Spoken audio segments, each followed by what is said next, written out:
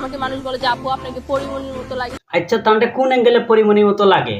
কই সুন্দরী পরি আর কই শুটকি কেমনে ভাই? জানি না, পরিমণি তো আর হচ্ছে ওইরকম কাঁপানের কোনো ইয়ে নেই, কারণ সে হচ্ছে একটু ইয়ে হয়ে গেছে। তাকে আর আমাকে দাঁড় করালে মনে হয় যে আমি এখন সিনেমা কাঁপাতে। কোন কাঁপানের কথা কই রে তুমি? খাটে না সিনেমার মাঠে? তোমার মাত কথা দেখে মনে হর তুমি খাটেই খাফাও বেশি। দেশি সানি লিওন না কিতা?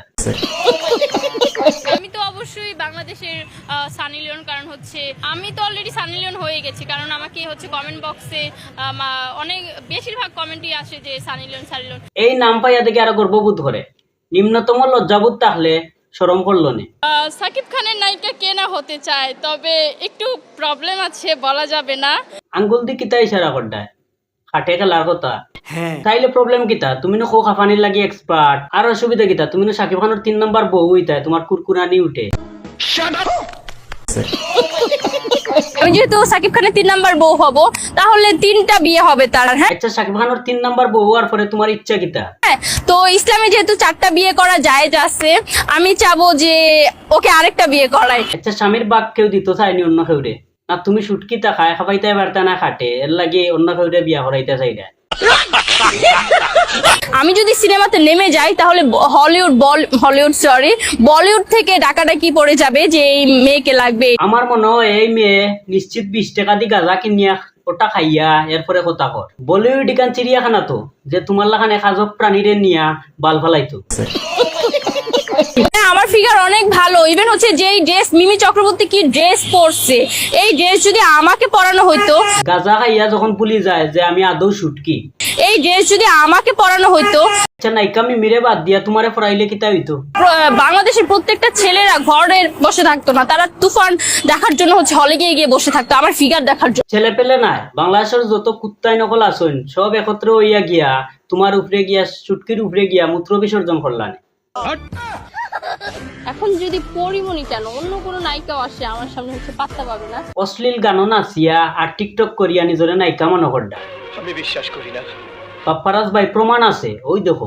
শোনো বন্ধু তুমি আমার একটা কিছু করো না, ট্যাঙ্কি আমার সিধা হয়েছে পানি তো আর থাকে না। আরে ট্যাঙ্কি যে সেদা হইছে এখান তো দেখলাম আমরা। কিভাবে? ও তো গানও দেখলাম। ট্যাঙ্কি আমার সিধা হয়েছে পানি তো আর থাকে না। আচ্ছা শোনা বন্ধুরে হো ট্যাঙ্কির সেদাটা যেন বালা করে বন্ধ করতা, নাইলে বন্যা হয়ে যাব। এমনি সিলেট বন্যা বন্দি। কয়েকদিন আগে যে গানটা করেছিলাম সবাই বলছিল, 4-5 থেকে সবাই বলাবলি করছিল যে ইনি যদি বলিউডে যায় সবাইকে হার মানিয়ে দেবে। সাকিব খানের নাম লইয়া লাইমলাইট পাওয়ার চেষ্টা, আবার বলিউড। হচ্ছে দোয়া করবেন যাতে হচ্ছে সাকিব খানের সাথে সিনেমা করতে পারি। সাকিব খানের বাসা তুঞ্চি খাজর বুয়ার বিজ্ঞপ্তি দেওয়া হয়েছে, একবার ট্রাই করি দেখতে পারো। হচ্ছে দোয়া করবেন যাতে হচ্ছে সাকিব খানের সাথে সিনেমা করতে পারি। কিতা মাথার সমস্যা, ডাক্তার দেখানি লাগবো। ওকে পরিচয় দেও তোমার। হ্যালো এভরিওয়ান, আসসালামু আলাইকুম। কেমন আছেন আপনারা? আশা করি সবাই খুব বেশি ভালো আছেন, এন্ড আমিও খুব ভালো আছি। আরে বালাপুরা জিকানির কথা কইছি না, নামটা কিতা তোমার হৌ সবরে? আমি সুমাইয়া রিমু, চলে এসেছি জাগো FM 94 দা ভাইরাল শোতে। জাগো এফএম এর শুটা দেখলে তোমরা বুঝতে পারবে আরো, তাই না? আসলে খে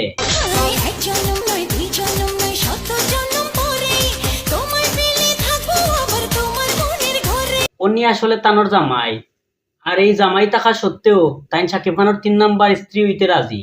এর মানে হইল সাকিব খানের নাম দিয়া লাইমলাইট পাওয়া, আর কিচ্ছু নাই। এটা কিন্তু ইচ্ছা করি আবুল তাবুল কথা কর, শুধুমাত্র ভাইরাল হওয়ার লাগি, যাতে সস্তা সেলিব্রিটি হইতে পারে। তো আজকের ভিডিও তটুকু, দেখা হইব অন্য কোনো ভিডিওতে। পালা থাকবা সব